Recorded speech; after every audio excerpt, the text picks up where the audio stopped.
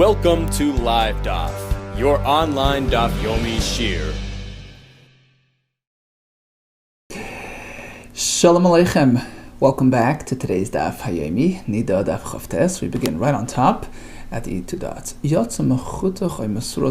So, at what point does the birth formally begin? At what point does it trigger the, NIDAH process with the 2 months later with the whole count that follows? Mishnah says, well, it depends. If it comes out head first, which is the standard, typical, in that case, the head is what makes it happen. Once the head or most of the head comes out, the NIDAH process has formally begun. However, says the Mishnah, if it comes out in an unconventional manner, comes out in parts, or backwards, so feet first, in this case, once most of it comes out, so we know that the halacha is rubai kikuloi, it qualifies as the birthing experience. Says the Gemara, Amar Balazar, you should know, afilu horoishi mohen. When the Mishnah speaks about this fetus coming out in parts, actually says, dismembered, ubar, where the Mishnah quantifies it as roiv, even if the head is with that roiv, head has no significance. The head runs a show, but in this case, no show to run. Unfortunately, afilu horoishi mohen. So there's no special significance or chashivos to the head more than any other limb. So it's all about the quantity, the sum total quantity, which needs to be 51%. Afilu horoishi mohen. Rabbi Yochanan says no. The head still has something to say. The head is the focal point of the entire body. Melech ha'evarim, even though it's detached, it has chashivos. And once the head emerges, it activates the NIDAH process. Rabbi Yochanan Amar Leishon, when do we require 51%? That's without the head amongst the material.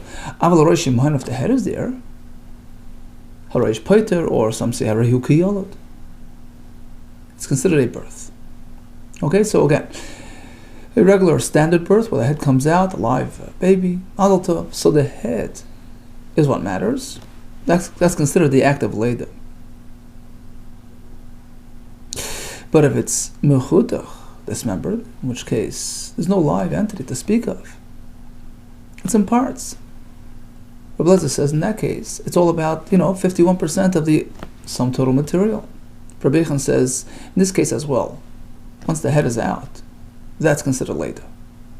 Lema b'deshmuel committee, perhaps this machlekes links to a statement issued by Shmuel as well on this matter. Damar Shmuel, ein haroish poiter b'nefalim. He says if it's a nefal, it's an unsuccessful, unviable offspring, the emergence of the head has no significance. So Rashi says, for instance, you have these twins, one is viable, one is not. The unviable one poked out his head and then took it back in, and the other one followed. The other one is the Bechar, not the first one, because the emergence of the head in the case of an unviable offspring has no significance. That's Shmuel's opinion. So perhaps the machlekes that we have in our Gemara would link to the halacha of Shmuel, that Rabbi Lezer, who says that the head has no significance. That's like Shmuel tells us. Unless it's a healthy, viable child with a head, in fact, runs the show, you don't have to reckon with the head per se. Whereas Rabbi Yochanan says the head still maintains chashivos. Says more, not necessarily. Perhaps here it's a bit different, because here we're speaking about a dismembered ubar, where it's detached in pieces. Whereas Shmuel is going a step further. Even if it's whole and complete and attached, he's still not reckoning with the head because it's not a live, viable offspring. And on that, perhaps they disagree with. B'shalom, if it's complete and whole and together, the Kli Amli Pligi, all would agree, even Allah would agree. The emergence of the head is considered Leida. Ki pli, the machlekes here is only b'mechutach when it's in parts. The Mar Savar, Releza says, but it has no significance. B'sholem du chashav, the head's chashivas is only when it's whole and complete. B'mechutach like a chashav, not when it's in parts. The Mar Savar, Rechan says it still maintains its status. B'mechutach nami chashav. Lishnachune, there was a different version of the of this response, which is pretty much the same thing. When do we have a machlekes? Meaning, when does our Blazer discount the presence of the head? When it's dismembered, or its feet first, there's no head coming out first. But if it's intact and the head comes out first, of course the head would set the stage. Unlike Shmuel, who says even when it's complete and intact, the head has nothing to say. Tarai, both Rabbi Lezer and Rabbi Yechon, unless Shmuel disagree with Shmuel. The Amar Shmuel tells us, the head is not a factor at all by an nefel. Okay, so according to this approach of the Gemara, Shmuel totally discounts the Rosh unless it's a healthy, viable child. But if it's just a nefel, the head has nothing to say. Rabbi Lezer and Rabbi Yechanan seem to disagree with that. They're discussing only if it's mechutach, dismembered in parts. In that case, they say, well, perhaps it's not connected anymore, it's different. So holds Rabbi Lezer. Rabbi Yechanan still maintains status to the head. Now, some had a different version of this whole discussion. It wasn't Rabbi Lezer and Rabbi Yechanan relating to the story of the Mishnah. Rather, it was a separate, independent discussion. Rabbi Lezer gets up and says, Ein haroish k'roi veivarim. That the head of an unviable offspring doesn't have equal status to the majority of the limbs. Meaning, it's all about some total quantity. 51%, the head has no special meaning here. Whether it's intact or dismembered. Rabbi Yechon Amar, yes, haroish k'roi veivarim. Just as when it's roi veivarim, you have a leido, likewise a head counts. Roish is keneged kulam. Whether it's intact or dismembered. And in fact, their machlekes corresponds to Shmuel's statement. So Rabbi Lezer holds of Shmuel that we discount the head unless it's a healthy, viable child, and Rabbi Yechanan disagrees. So now we have a kasha on Rabbi Yechanan, who gives the Roish status even in this type of case. We have a kasha from our Mishnah. Tanan. Let's take a look at our Mishnah again. The blood comes out in parts or feet first. When do we have the Leda triggered? 51%. Now, Midika Amar. Take a close look at the wording. It says, Mechutach oi, right? Oi mesuras. Mesuras means feet first. Apparently the previous case, Mechutach, means head first. And still, it's not enough. You need 51%. Apparently, head has no meaning here. Apparently, the mechutach, the previous case of dismembered, is talking about ketiknei, head first. A regular way of emerging. And still, the Mishnah says that's not sufficient. Only 51% makes it happen. Not the head alone. Kash Rabbi Yechon, Kash Rabbi Yechon. Amnach Rabbi Yechon, so we'll respond like this. Ema yotza mechutach misayrus. Umasayrus. It's one case. It's not either or. We're speaking that it came out dismembered and feet first. In this case, since the head didn't come out first, you have to wait at least until 51% to qualify as later. But the Mishnah adds oy in between the two cases. How could you say it's one case? The Mishnah means like this. It came out in parts. Oy, or shalem, intact. But the word mesuris relates back to both cases. Either dismembered or intact, but it came out feet first. In this case, there's no head coming out to speak of it. It's only considered later when you get 51%. Amar Papa, I found the machlekes tanoim, which can link to our machlekes amaroim. Good tanoi. You also have a brayse. You also mechutach oy mesuris. So it came out in parts or feet first. 51% makes later. Rabbi Yossi Omer Mishyatza Ketiknei. Only if he comes out the conventional way, meaning head first. But otherwise, it doesn't work. My comment, what does he mean to say? If he came out backwards but at 51%, why not? He means like this. He emerged in parts, and also with feet first. In this case, this is the Tanna Kama speaking first, right? Is a 51% qualifies as later. And let's infer from here, but if he came out regular, head first, even if it's dismembered, the head, exempt, meaning that triggers the later. So according to Tanna Kama, it's either 51% if it's feet first, or if it's head first. The head is what triggers it. So this is like Rabbi Yechon's opinion that the head has chashivos even in this type of circumstance. Rabbi Yechon, no. Now, from the simple reading of his words, it sounds like he's requiring both conditions, rubai and ketiknoi.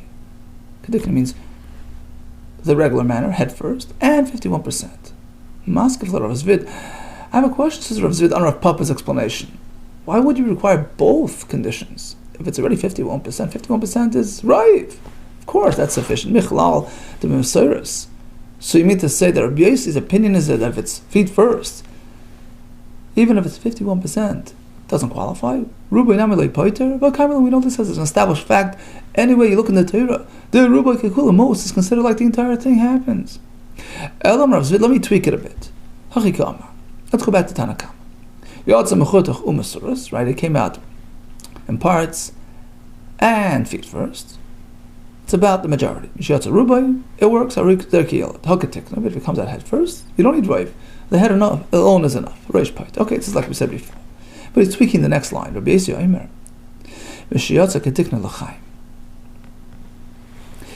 says that the head, that's only if he's running the show. If he's alive and well. If he came out head first, l'chaim, to life, l'mazel tov.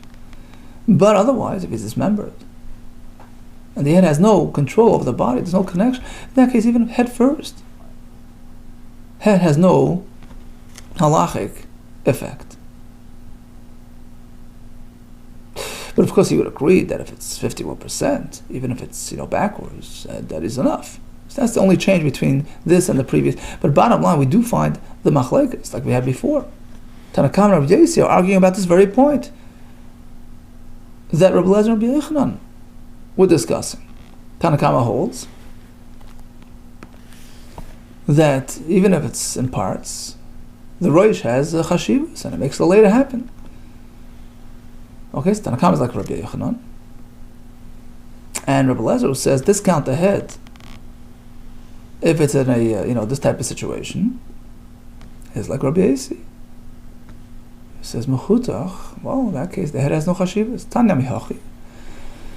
We find a brayso which in fact backs up Rav Zvid's understanding of this machlekes. Yotze mechutach. So we have Tanna Kama which starts with yotze mechutach.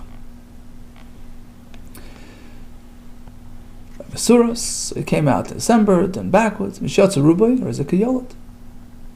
Roiv makes the later happen, even without the head. Obviously, if head first, of course the head would activate the birthing process. Only. He's coming out alive and well in that case. The head triggers the later. Now we speak about the head coming out and qualifying. What's considered the emergence of the head? How much do you need? The full head? Most of it. What's considered most? We have three ways to define that. He says, once you see the temples coming out, his forehead. Some say, once you see the keren, like the horn, like the high point of the head. The high points of the head, which Rashi says, the high point towards the back. That's considered Rev Roshai and triggers the the birthing process. Okay, so bottom line. Let's start with Shmuel, who says, Ein haroish poita b'nefalim. Although we know that the emergence of the roish is considered the act of later, that's only by a healthy, viable child. But otherwise, if it's a nefal, unviable child, even if it's intact, the head has no significance. However, we had a machlokes here between Rabbi Lezer and Rabbi Yochanan. Rabbi Lezer says, we ignore the head. That sounds like Shmuel. Rabbi Yochanan says, no, we reckon with the head. That sounds like not like Shmuel. So one way to understand was that in fact they're arguing about Shmuel's halacha as well. Another way to understand was that if it's depends if it's intact, in that case they would disagree with Shmuel. They would hold that the head has chashivas because it's part of the body, and he's the most significant part of the body. It's only when it's mechutach, separated and severed, then we have a machlokes. In fact, we have found a machlokes tanoim on this matter as well. Continues the Mishnah. Apelas. Ve'en yadua mahi pila. So this woman knows that she shed something, some sort of miscarriage. She's not sure what it was. Was it a zachar? Was it a nekeva? But she knows that it had status. It was a blood. It wasn't just a discharge. Okay, what does she do? She has to account for all possibilities.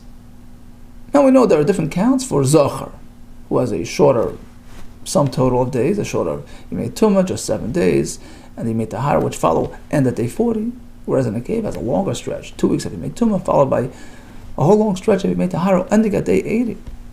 So this woman has to adopt all stringencies. A longer Yimei Tumah, 2 weeks, and a shorter Yimei Tahara, it stops at day 40.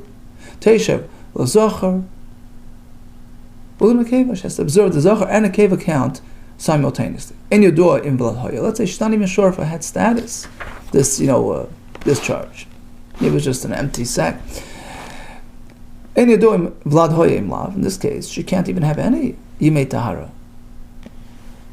Teishev, l'zachar and nekeva NIDAH. She has to accommodate all possibilities. Maybe it was a zachar. Maybe it was a nekeva. Maybe she's just a plain NIDAH if she sees dam. She doesn't have any Yimei Tahara discount. Maybe it wasn't even a vlad. Amar Shimon Levi. Over Narvi Pila. Here's a case where a woman passed through a body of water and she shed some sort of discharge and it got washed away. And she's not sure whether it was a developed ubar or whether it was just an empty sack. Maybe a carbon benechal. She can safely bring a carbon yoledes, and the kahanim eat it. Gesund to hate. Why? Follow the majority of women. Most likely, Vlad Ma'al Yaldan. Typically, a woman is expecting, is presumed to have a Vlad with status. Vlad Ma'al Yaldan. Tanan. What about our Mishnah? In Yadua im Vlad Hoya. Mishnah says, she's not sure it was. Teishavla, Zochon Kevlin. Just to accommodate even the NIDAH possibility that there was no Vlad at all. What do you mean? The Raiv, the majority, should determine that she had a Vlad. Amai, Teishul NIDAH, why she have to accommodate the NIDAH possibility? Maybe we should apply the rule of Halei Chachar Nashim, follow the majority of women. V'Raiv Nashim, Vlad Ma'al Yaldan. Typically, women give birth to valid Vlades. The answer is Masisim Shliuch Sakobra.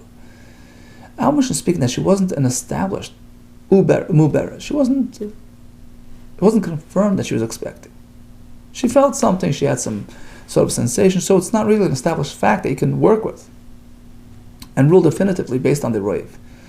So here you never know. As opposed to Shimon Levi, the Chikam of Shimon Levi, that Raiv established that she had a Vlad, she was an established Muberes. It had been confirmed that she was expecting. In this case, most likely it was a Vlad. Toshmai comes another kasha.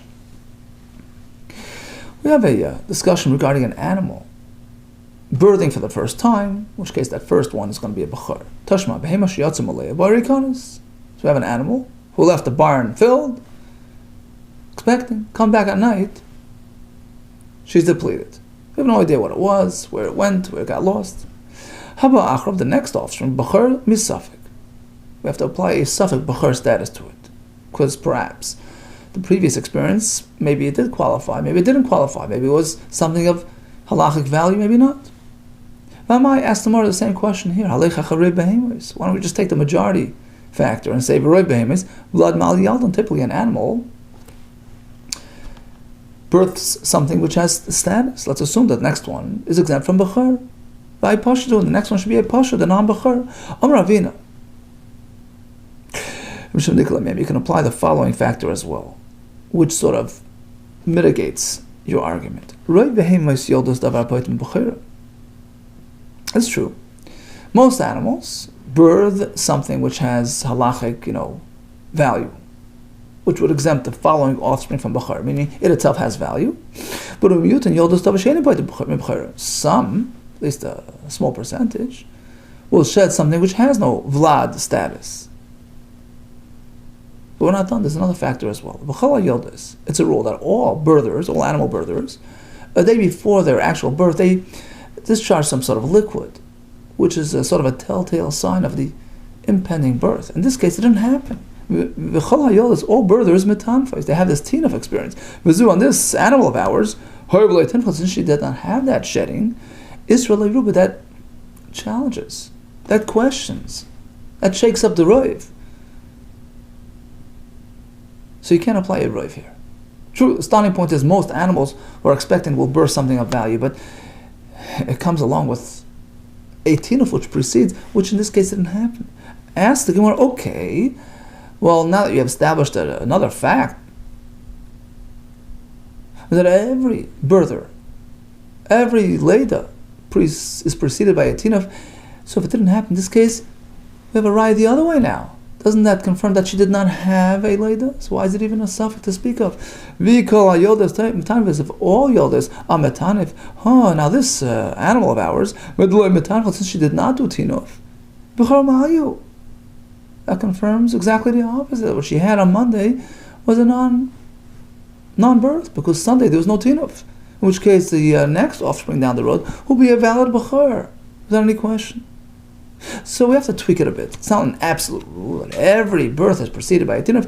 We have to say like this, right. Most likely, yoldas metanfis, animals will birth on Monday, it's preceded by a tinuf on Sunday. Most likely. It's not an absolute rule. V'zu, so our animal, since she did not exhibit that experience, v'zu hoivle tinfa, it's not a confirmation otherwise, but it certainly shakes up the roiv, the other roiv, that most animals that are expecting to give birth to val, well, typically it comes along with a tinaf, which didn't happen, so it sort of questions the whole roiv, and you can't know anything anymore. V'zu hoivle tinfa isle ruba, it mitigates the power of the roiv. So now back to square one, we have a suffix in terms of what happened, and the next offspring will be a suffix bachar. Okay, so conclusion, we have a halacha from Shimon Levi, an isha, and the Gemara explains an isha who was hosaka ubra, who was known to be expecting. She lets go of something, we assume, but had status, because roiv nashim vlad ma'al yaldim. Now comes a kasha. Kiyasa Ravin, when Ravin arrived, he quoted a kasha on this halacha of Rabbi Shimon Levi, who assumes that most mu'barais are yoldos. Kiyasa Ravin Amar, he says, Masiv Rabbi Yisrael Chanina. Rabbi Yisrael Chanina asked a question from a brisa which he called Toya, brisa of the confused woman. And Ravin followed by saying, I'm not even sure what the question was. And later he'll explain to us what he had in mind. What was the question to begin with? The Sanya. Here comes a brisa, which seems to indicate that it's not just an assumption. We can't just presume that a expectant woman will give birth to a valid offspring. The Sanya, you have a brisa. We turn to the base. So we get into a really complicated story. Isha sheyatza samalaya ubari kanes. This woman left town when she was full, meaning she was expecting, she was carrying, and she returns empty. And Rashi says, a while later, l'sei zman meruba, Rashi on the top line, v'eni yadas, and she has no clue what happened. V'eni yadas, emas, yatza her yainish, not sure what happened. Where did it disappear to? Apparently she wasn't really fully expecting, it was just the beginning, and it somehow disappears. She's not sure what it was, when it was, how it was, or it wasn't. Now, there are many possibilities. Was it something of status, something which reached, reasonable phase of development, which qualifies as an offspring, which would trigger the tumas leda process? Yes? Okay, and even if yes, was it a zachar with a shorter system? total of 40 days. First 7 days is the Yimei Tumah, followed by Yimei Tahara. So the dam she sees during the Yimei Tumah are Tameh. The dam she sees during Yimei Tahara until day 40, including, is considered Tahar blood. Was it an Akeva, which stretches it, doubles the time? First 2 weeks is Yimei Tumah, after which any dam she sees is considered pure blood, Yimei Tahara, until day 80, including. Perhaps none of the above. Perhaps she was even a Zava. Maybe she had dam without noticing, and it was 3 days in a row. She needs to have 7 clean days, confirmed clean, and then tefillah. And of course, there are differences in the tefillahs as well, because if it's a tefillah following the Leda, the Metumah, then it has to be at the end, after a complete 7 days or complete 14 days, so it's the following night. It's a nighttime tefillah, tefillah's Laila. If it's a matter of a tefillah at the end of the Shiva Nakim of a Zava, then you do it during the day, because once you observe part of that day, we say Miktsas Hayim, partial day, it counts like the full day, Kikula, and she does tefillah middle of the day, tefillah's Yom. There's another reason to do tefillah, which the Gemara will call Tefillas Yom Arach, like a Tefillah Yom, a fellow who had gotten involved with Tumah, then he immersed in a mikveh. It's still daytime, so before nighttime sets in, before Herev Shemesh, sunset, he's still sort of partially Tameh, and not really able to touch Truma, etc. So the Isha, according to Beis Shammai at least, needs a special Tefillah after she finishes the Yimei Tahara to completely purify, to allow it to touch Truma. That requires its own tefillah. So as you see, there are many reasons, many possible triggers for tefillah. And we have no idea what happens, so she has to account for the worst possible scenario. Every possible option has to be on the table. And she must address those options and be tevel accordingly. So we have to set up a schedule of tefillahs to accommodate all scenarios, all possibilities, all options. And now she'll be back on track. So again, Isha Shiyatza Malaya Barikana, she left full, came back in. But as soon as she arrives, she brought before us an expression, meaning she observed in our presence. In other words, she was cognizant. Shloisha Shvuin Tahir. The next 3 weeks she was Tahir. She knows she had no doubt. So upon her return, she had 3 clean weeks. And then the next 10 weeks, it got really tricky. 1 on, 1 off, 1 on, 1 off. 1 full week she's seeing dam, the next week no dam, and so on and so forth. Lasor Shvois, next 10 weeks, Echad. First of the 10 weeks was fully tummy, every day she had dam. The next week was fully tar, without dam, Echad tar, and so on and so forth. So again, back to the beginning. She left town, Malaya, expecting, came back without anything. No idea what happened. And it followed with 13 weeks as follows. First 3 weeks were Tahar, confirmed Tahar. The next 10, one was Tameh, then Tahar. Tameh and Tahar, Tahar and Tameh. For a total of 13 weeks. What happens? Mishamesh is l'or shloishim v'chamish. So there are 2 separate issues to deal with. One is the status of the one vis-a-vis the husband, her permissibility to be with her husband. And that's okay. L'or shloishim v'chamish. The night of the 35th. So the 35th day after her return is okay for the husband. Okay, that addresses that. And what about her tumah status regarding, truma and kachim? Umadvilin oisa tishim v'chamesh tfilas. She needs to immerse 95 times the next 80 days. We'll explain exactly how that happens soon. Divrei Beis Shammai. Beis Shammai will hold that not only is it important that she is tevel at every possible juncture, meaning there's a halacha called tevilah b'zman mitzvah. We'll see later there is a special mitzvah to be tevel in its right time. Don't allow the tumah to linger past, necessary. So as soon as she has an opportunity, as soon as there's even a chance that now is the opportunity to be tevel, she has to do a tevilah. So it amounts to 95 in total. First of all. Second of all, going to Beis Shammai, we said there's a tevilah called Tevilas Yom Orach, a long Tevil Yom. That's her status after she has the Yimei Tahara. After she finished the Yimei Tumah, until she finishes the Tahara, she's called Tfilas Yom. She did a partial Tahara, but she has to complete it with doing a Tfilah at the end of the Tahara. Hence, we need a whole series of Tfilas, because maybe now she just completed the Tahara. Maybe now. So it ends up 9 to 5 times of Tfilas.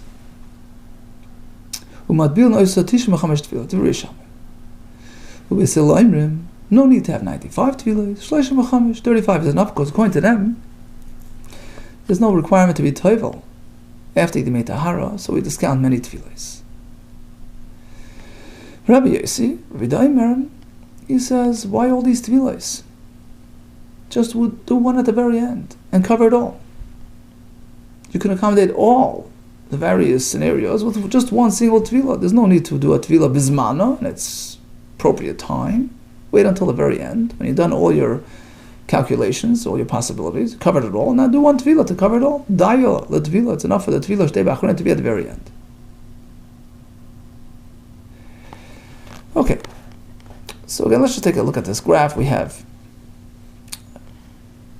a series of 13 weeks. The first 3 weeks are tar, clean, followed by one shaded week, which is tameh, one clear week, which is tar, shaded, clear, etc. Now, the important days to keep in mind, the critical yomim, are day 35 that we just mentioned, which allows her access to her husband. And we have other significant days on the calendar. We have day 21, the end of the third week. We'll see in a minute why that has significance. We have the end of the next week, day 28. And ultimately, at the very end, we have day 80, which is almost at the very end, which is the completion of the longest possible count. Even if she gave birth to a nekeva right before she arrived. So at most, it's 80 days. And then she's done.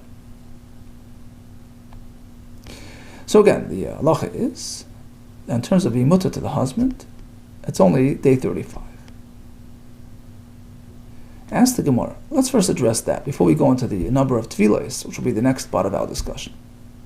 Why is she only permitted on day 35? Look, she had 3 weeks of tahara. What's that coming to accommodate? So, again, we spoke about all different options that have to be addressed.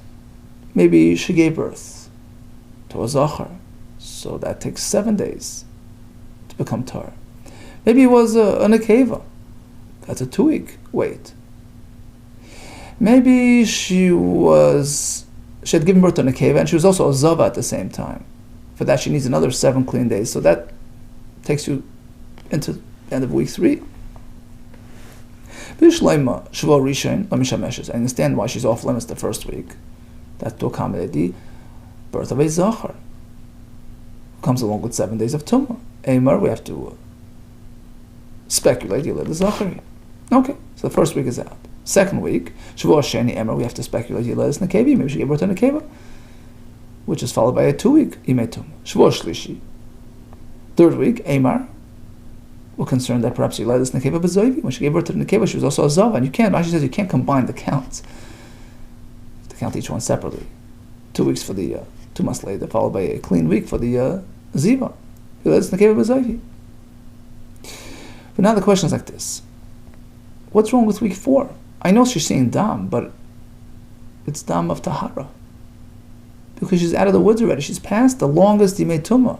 The most it could be is 2 weeks. Or if she's zava 3 weeks. So the 4th week, she's in safe territory. Even if she sees dam, who cares to shama? She's okay. Dam toiru is dam toir. Oh, that's if we assume she had a baby. Because of the roiv factor, Shmuel Levi's principle. So now she's in Yimei Tahara territory. Lav mishum d'leslina basaruba. Apparently we don't adopt the roiv factor. It wasn't a confirmed leda. I know she left town expecting me. Maybe she, it wasn't really a proper birth. It wasn't a valid vlad. In which case she never really had a Yoleda status, in which case she's not entitled to Yimei Tahara at all. And this dam is just dam nida. That's a kasha. On Reb Shmuel Levi, who asserts otherwise. So that was the question that was posed. But Ravin responds by saying, I'm not sure what the question is. Why is he not sure? Elamai lo yadana my tiyufta. What does it mean? He doesn't know what the question is. I'll tell you why he wasn't sure. Eimar hirchikele dasa. True. Suppose she had a baby, but maybe months ago. We have no idea. It's been a while, Rashi said, right? Rashi on top says, Zman Meruba. It's been a long time since she left town. Yes, most likely, Roy Ben Hashem have a baby, maybe 6 months ago. And she's way past her allowance, way past the Yemei Tahara, which at most, the longest is 80 days. So now the week 4, which is a shaded week, right, with Dam, is a concerning week. It could very well be just plain Yemei Dam NIDAH. Fine, so that settles that. Let's move on. What about week 5? I mean, week 5, she's certainly taken care of. Because when she sees on week 4, worst case it's Yemei NIDAH. Okay, NIDAH only lasts for 7 days. Come Shabbos, she's done. So Sunday of week 5, she's back and she's back. Shabbat Chamishi the Torah, the 5th week, which is clean, to Shabbos. Why is she not permissible at that point? The answer is like this. We have to also consider that she was a Yoledis. And we have no idea when the days of Leda, the Yemei Tahara, conclude. Maybe they concluded smack in the middle of week 4, maybe on the Friday of week 4. And then when she saw on Shabbos of week 4, it's the beginning of Yemei NIDAH, which lasts 7 days. So at worst case, she started her NIDAH count on the last day of week 4, which extends until Friday of week 5, which makes her off limits until that very last day of week 5. That's why the Brisa says only on day 35 is she mutter. Beautiful. Because truthfully, week 4, which is a shaded week, every day of that week, we're not sure how to label it. Maybe b'seif later, maybe that's the end of her, Yemei Tahara count following a birth. We don't know. Ubetchilas NIDAH, the beginning of the NIDAH. So you have no idea. Right? Maybe the Leda ended, and today is the beginning of the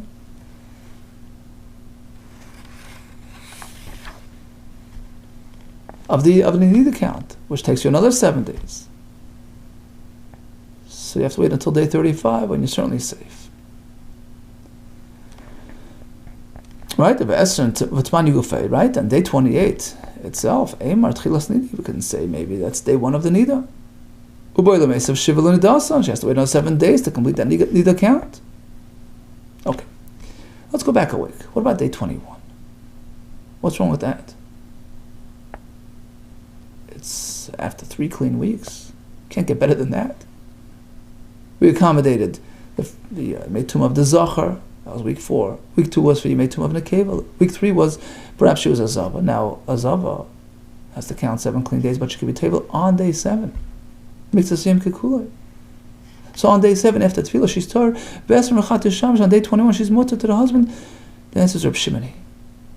We're going to Reb Shimon, who says, you can't take chances. Because, true, technically, if she's table somewhere in the middle of that day, and she maintains that Tahara, she's okay. But let's say she sees Dam an hour later after she was with her husband, retroactively, they're in trouble. Turns out that she was never Torah on that day. So you can't take a chance. You have to wait until the day is done and completed. And confirmed as a Yom Tahara. Reb Shimon the Amor says, Asur Laskeni may not proceed this way. Shema Tavei Savik, because it can come to uncertainty, can undo the whole thing. Ask the Gemara, okay, so on the day she's Asur, but that very night she's mutter. She hadn't yet seen any more dam. The next installment only came the next day, at the beginning of the 4th week. Lower to the Shabbos, that very night, Matzah Shabbos, she should be permissible because Sharasa Be'er was speaking that the blood arrived that night. Too late. Okay, so while we continue on to the specifics of the multiple, tefillos, let's just recap the first part of our discussion regarding her heter tashmish, the permissibility with her husband, which only happens on day 35. Again, what happened? The Isha left town expectant, came back, they pleaded. She had 3 clean weeks, followed by a series of weeks, 1 on, 1 off, right? 1 shaded with dam, 1 no dam, all the way down till 13 weeks. Brisa says she's mutter only on day 35. What's wrong with day? First of all, what are we doing here? Why do we need so many days? The answer is because we don't know what happened. Maybe she was a Yoledis Zachar. That addresses the first week. So they have a 7-day Tum account. Maybe Yoledis Nekeva. Takes another week. Maybe she was a Nekeva B'Zoiv. Zava needs a 7-day count on top of the 2 weeks. That's the week 3. We spoke about day 21 being a tricky day, so you got to be off there. Week 4 is a shaded week with Dam. Now, perhaps she was not a Yoledis. This is a plain Dam NIDAH, which requires a 7-day wait, but maybe there was a Yoledis, which ended somewhere in that week. So at worst case, it ended on Friday, and Shabbos, the beginning of her NIDAH count, which takes you to the end of next week. She's only mut on the very end, very last day of week number 5.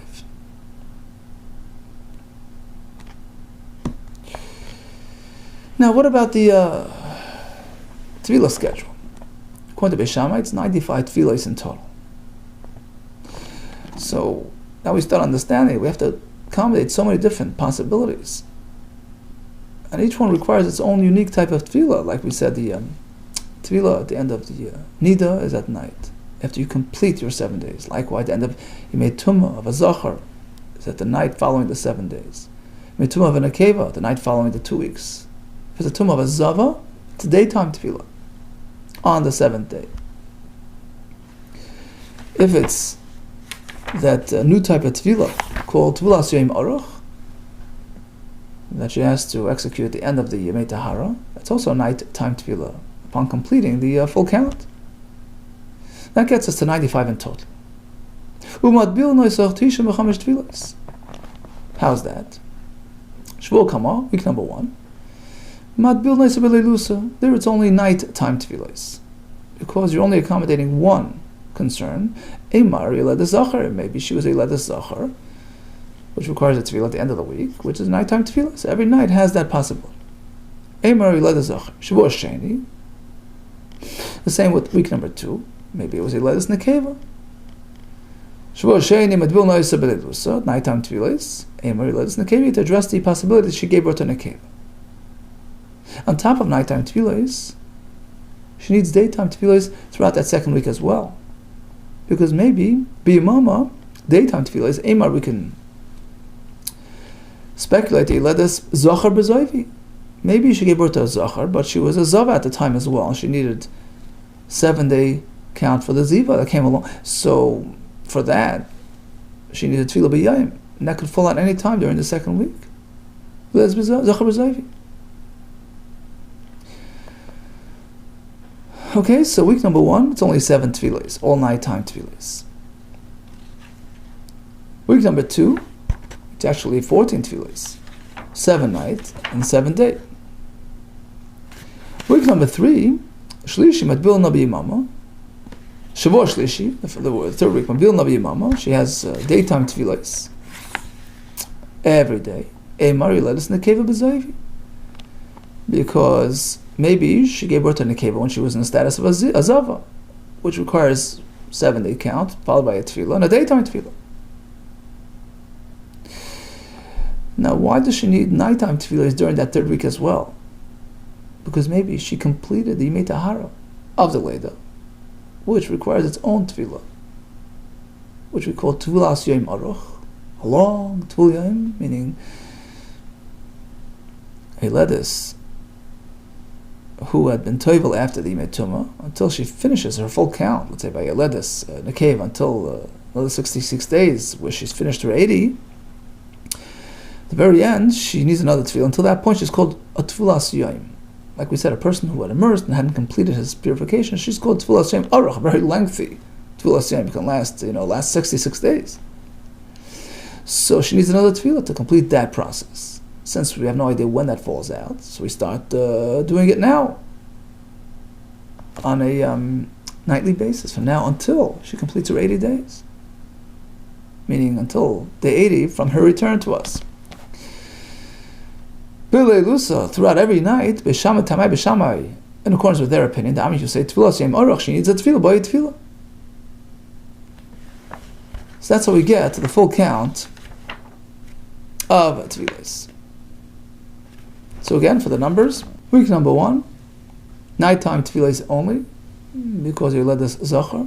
Week number 2, the nighttime tefillahs Yoledes Nekeva, but we add the Zav option as well, which required daytime tefillahs. Maybe she had a Zachar with Ziva for daytime tefillahs. Week number 3, Daytime tefillah because maybe it was a nekeva plus zava, so zava requires daytime tefillah. And now we begin with the new series of Tevilas Yom Aruch tefillah, which require nighttime tefillah. So starting from week 3 all the way down till day 80 is one tefillah per night. Ask the Gemara, but it's only 94 in total, not 95. Michti, look, take a close look at the numbers. Yimei Tahara, how many days of Yimei Tahara do we have left? So the longest possible stretch is from the day she returned, we give her 80 days, 2 weeks for Yimei Tumah of the Nekeva, followed by 66 days of Tahara until day 80. Now, we spoke already about the first 2 weeks requiring the nighttime tefillos, etc., for the reasons we mentioned. The first week is to accommodate Zachar, second week for Nekeva. So out of the total of 80 days, we already discounted, we addressed the first 2 weeks. So that deducts 14 days. What's left of the 80? 66. Michti, Yimei Tahara Kama. How many days until the completion of Yimei Tahara? Shita Meshisa, another 66. Dal Shvor Shlishi. Now let's also put aside the third week, which we already discussed as well. That Belina Lo, we already put on we already table at that during that week, as we explained. So it's another 7 days off your total. From 66, you only have 59 left. Pashalu, Shita Nechichadi, left with 60 minus 1, which is 59. Now, how many tefillahs did she have until this point? 35, right? 7 on the first week, and 14 on the second, 14 on the third, which is 35. Plus 1 tefillah a night for the remaining 59. That's really 94 until not 95. Shita nechichada. 59 with 1 tefillah per night. With loss and mechamish added to the 35 tefillahs that we discussed. Tishin var bahavin, it's only 94. So why do we speak about 95? Tishin v'chamish ma'avedetai. Why are we speaking about 95? Amar Rav Yirmi Difti is another one that we missed. Initially, when she presented herself to us, it wasn't like smack in the middle of the first day. It was twilight. It was Matzah Shabbos, let's say, right? Min hashmashos, somewhere in the middle, where there was a chance that perhaps it's still Shabbos, so maybe her Yimei Tumah ended right now, and she's table tonight. So we thought she has to wait until Sunday night. No, she's table right then and there. So we add the extra tefillah to accommodate the possibility that perhaps she completed her Yimei Tumah just now, and she's table now. So that's a total of 95. Ask the Gemara, according to Basilo, that a woman who's already toivel after the Yimei Tumah need not be toivel after she finishes the Yimei Tahara in order to permit her, access to Truma. So we discount all those extra tefillos that Beishami spoke about. But she still needs 35. Why? Maya, how do you get to 35? It should only be 28. 7 the first week to accommodate for the Zachar, even though we spoke about an extra one the first week, but the more later we'll say we're not going to reckon with just a once a week Tefillah. Okay, so let's just work with weekly, sets. So the first week is 7, because maybe she was the Zachar. The second week, 7 nighttime, we led as Nekeva, 7 daytime. Maybe she was a Zav together with the Yilad Zachar. The third week, 7 daytime, because maybe she was a Nekeva B'Zayv. That's a total of 28. How do you get to 35? According to Basil, we don't need the extra nighttime tefillahs at the end of the Yimei Tahara. The answer is like this. So 28 as we explained. But week number 5, she needs additional tefillahs. Every night of week 5 she needs. Why? NIDAH. Because we explained before, week 4, which is a shaded week, which had Dam, could really also have been the end of the Yimei Tahara. Maybe there was a Leida, and then, so maybe until the very last day of that week, she was still a Yoledis. Right? The worst case, it's the last day, which starts her NIDAH count, which stretches another 7 days. And since we don't know which day is the beginning of that NIDAH count, it could be any day of week 4. So the following week, we don't know. We don't even know when the 7 days finish. It could be any day of the next week. So every one of those nights require a tefillah. So that gets you another 7. 7 plus 28 is 35. Okay, so let's recap again. Isha left expecting, came back depleted, not sure what happened. Was she a Yoledis Zachar, a Yoledis Nekeva? Was she perhaps a Zava? Was she not a Yoledis at all? So you have to accommodate all those possibilities. And regarding her husband, she's mutter only on day 35, as we explained, because week number 1 was to accommodate, right? And she had 3 weeks Tor, followed by 10 weeks Tamei Tor. So the first week has to accommodate the Yoledis Zachar, second week Yoledis Nekeva, third week maybe she was a Zava. Fourth week she sees Dam, maybe she was never Yoledis, this is Dam NIDAH. Maybe the NIDAH started on the very last day of that fourth week, because until then she was Yimei Tahara. So it takes her until Friday of week 5, she's only with her on Shabbos of week 5. In terms of to be lois, Yisham say 95 in total. Because the first week, she's Toivel, during the night times, as completion of the Yimei Tumah Zachar. Week number 2, there is nighttime tefillas, Yoledis Nekeva. Daytime tefillas, maybe she was Yoledis Zachar, and she was a Zava as well. Week number 3, daytime, maybe she was a Yoledis Nekeva with a Ziva. And according to Beis Shammai, we need an additional tefillah called Tefillas Yom Aruch, which starts during night times of week 3 and takes it all the way till day 80. According to Basil, there's no such requirement, but on week 5 we still have a series of nighttime tefillahs, because perhaps she became a NIDAH somewhere in week 4. Since we don't know when it started, it could have started any time, so the following week, every night, is perhaps the conclusion of that 7-day count. It requires a nighttime tefillah of a total of 35 tefillahs. Now, what's the finish line here? What's the farthest she has to go? 80 days from when she comes back. Now, we have way more than 80 days in our calendar here. We have 13 weeks.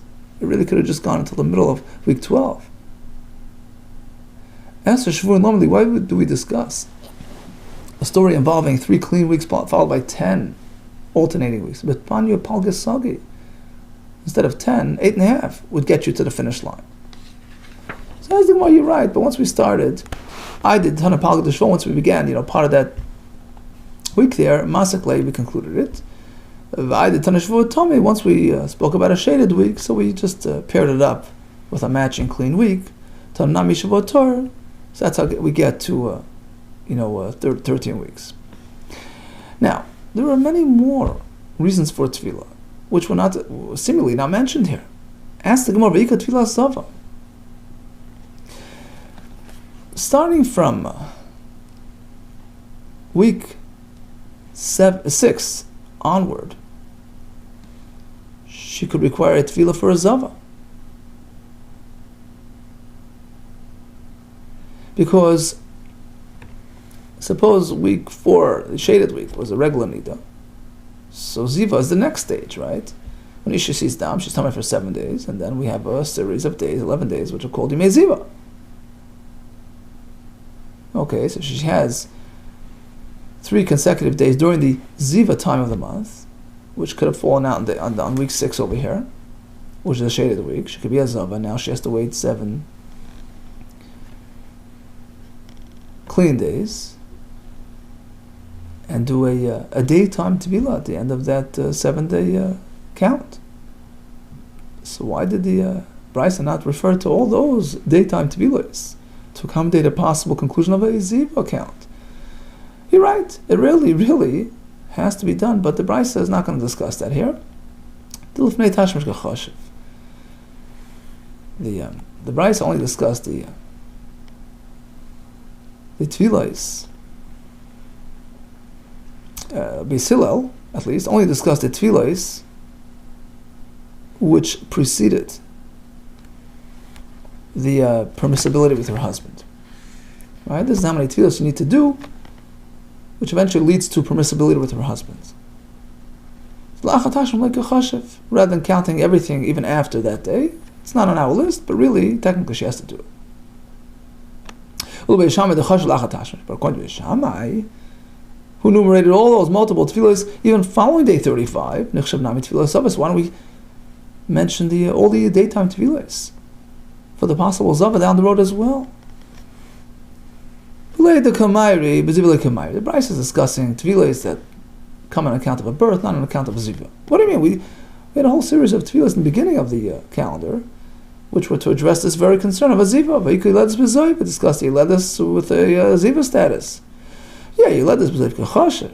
We addressed a case where she was led this in a ziva state, which necessitate additional tefillos to accommodate that aspect of the Leda. Ziva G'dos L'Kachashiv, we're not discussing a plain Zav out of the blue.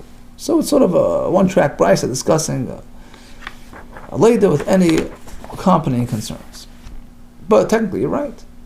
There is a very real concern of Ziva down the road, and she has to accommodate that as well. What about as follows? Vasa Kama, Dasal Kama, Litvila B'yayma. What about week 1? We don't require daytime tefillos at all on week 1. Why? Maybe she was a Zava prior to returning, and every day is the conclusion of the Ziva. Maybe every day of that first week is the conclusion of her 7-day clean count.